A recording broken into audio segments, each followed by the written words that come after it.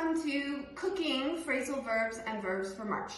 Number 1, chop up. I'm going to chop up some celery, onion, or potato with a knife and my cutting board. Number 2, cut down on. I'm going to cut down on sugar. Eat less. Number 3, eat out. I'm going to eat out at a restaurant, not at home. Number 4, I'm going to warm up. So I could warm up a bowl of soup in a microwave. For the verbs, for this month, we have boil. So we can boil some milk or some water to make a tea or a coffee.